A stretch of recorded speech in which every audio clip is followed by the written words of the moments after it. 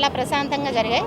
కొన్ని చెదురుమదురు సంఘటనలు, కొన్ని మైనర్ ఇన్సిడెంట్స్ మినహాయించి త్వరలోనే ఇంకొక 12 డేస్లో మన కౌంటింగ్ కూడా స్టార్ట్ అవబోతోంది.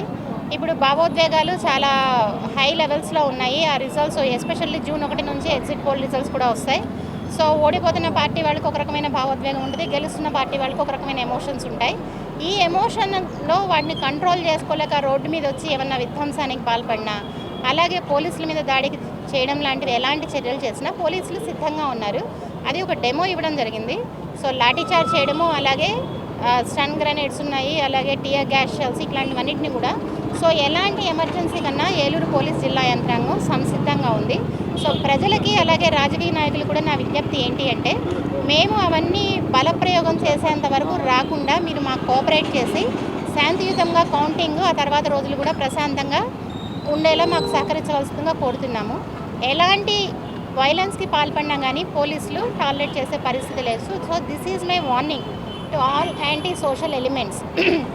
ఈ పోలింగ్ రిజల్ట్ని అడ్డుపెట్టుకొని ఎలాంటి అసాంఘిక కార్యకలాపాలు పాల్పడే ప్రయత్నం చేసినా కానీ కఠిన చర్యలు ఉంటాయి. ఖచ్చితంగా అరెస్ట్ చేస్తాం, రిమాండ్కి పంపిస్తాం, వాళ్ళ మీద రౌడీ షీట్ కూడా ఓపెన్ చేస్తాం.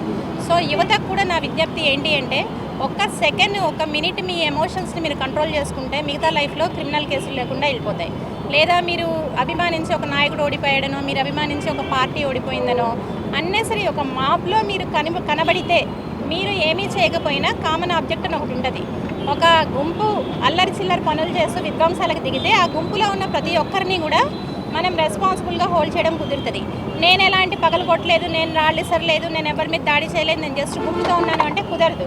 ఆ గుంపుతో ఉన్నప్పుడు మిమ్మల్ని కూడా మేము రెస్పాన్సిబుల్ చేసి అదే యాక్షన్ మీ మీద కూడా తీసుకోవడం జరుగుతుంది. ఒక్కసారి క్రిమినల్ కేసు రిజిస్టర్ అయినట్లయితే మీ ఒక మంచి జీవితం అన్నా అసలు మీరు వదిలేసుకోవాల్సిందే. గవర్నమెంట్ జాబ్ ఎప్పటికీ రాదు. నౌడేస్ as I'm already saying, even prestigious private companies కూడా మాకు వెరిఫికేషన్ పంపిస్తున్నాయి. ఒక్క క్రిమినల్ కేసు ఉందని మేము రాసినా కానీ మీరు బ్లూ చిప్ కంపెనీస్ ఇట్లాంటి వాటి మీద ఆశలు వదిలేసుకోవాల్సిందే.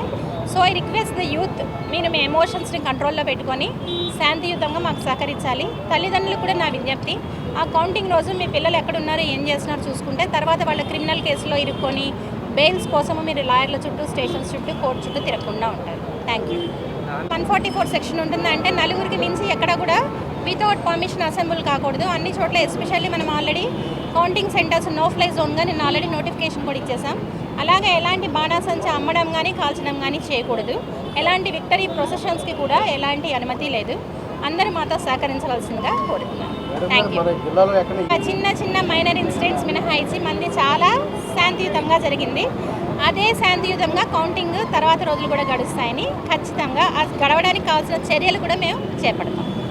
Thank you.